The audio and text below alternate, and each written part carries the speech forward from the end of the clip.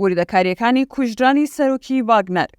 شەوی ڕابردوو لە رووسیا چی ڕوویدا و سەرۆکە یاخیەکە کوژرا یاخود مرد؟ بۆچی میدیای رووسیا گومانیان لە ڕووداوەکە هەیە؟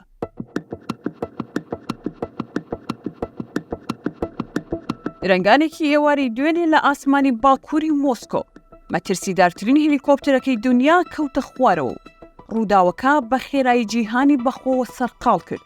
لە نێو فڕۆکە تێکشکاوەکەدا گرنگترین و یاخیترین دوو پیاوی جیهان هەبوون.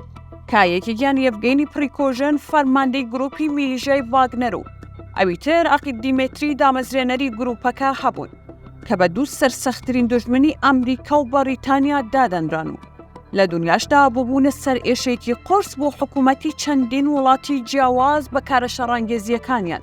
لە دوای ڕووداوە کاردانەوەکان میدیەکانی جیهانیان تەنێ و زانیاری جۆراوجۆر لەبارەی کوژرانی ناوبراوەوە بڵاوکرانەوە. دەستەی فڕۆکەوانی مەدەنی رووسیا ڕایگەاند یەڤگێنی پریگۆژن سەرۆکی گرۆپی ڤاگنەر لە کاتی گەشتێکی ئاسمانی لە شاری مۆسکۆوە بۆ سان پێترسبۆرگ فڕۆکەکەی کەوتۆتە خوارەوە و لەگەڵ 9 کەسی دیکەدا گیانیان لەدەستاوە. ڕووداوی تێکشکانی هەلیکۆپتەرەکە و گیان لەدەستانی پریگۆژن ئەگەر تەنانەت ڕووداوێکی لە ناکاوی بێپلانیش بوو بێت، ئەوە بە واتای کۆتایی هاتنا بەدەستەی یاخی و هەڵگەڕاوە لە سەرۆک پۆتین. هاوکات میدیا رووسیەکان ئاشکرایان کردووە لە کاتی کەوتنە خوارەوەی ئەو فڕۆکەی کە فەرماندەی ڤاگنەر تیایدا گیانێ لەدەستا. ڤلادیمیر پۆتین سەرۆکی رووسیا بەشداری لە کۆنسێرتێکی سوپای وڵاتەکەیدا کرد. لە لایەکی دیکەوە پیگەڕیدۆڤکای سەربازی لەبارەی مردنی سەرۆکی ڤاگنەرەکان نووسیوێتی. راپۆرتەکان لەبارەی کوژرانی یەڤگێنی پریگۆژن فەرماندەی ڤاگنەر لە کەوتنە خوارەوەی فڕۆکەکەی باکووری مۆسکۆدا لە کاتی خۆیدا نییە، چونکە پێدەچێت پریگۆژن لە بەر هۆکاری ئەمنی تەنیا ناوی خۆی لە ناو لیستی سەرنشینەکانی ئەو فڕۆکەیەدا تۆمار کردبێت و سواری فڕۆکەیەکی تر بوو بێت.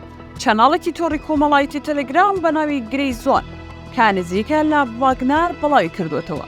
فڕۆکەکە لەلایەن هێزی بەرگری ئاسمانی رووسیەوە لە ئاسمانی هەرێمی تەڤیر لە باکووری مۆسکۆ خراوەتە خوارەوە.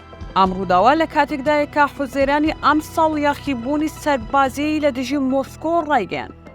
10,000 چەکداری گروپەکە بەرەکانی پێشەوەی جەنگی ئۆکرانیایان جێهێشت و بەرەو مۆسکۆ بەڕێکەوتن. شاری ڕۆستۆڤیان کۆنتڕۆڵ کرد و تاوەکو 200 کیلۆمەتر لە مۆسکۆ نزیک بوونەوە.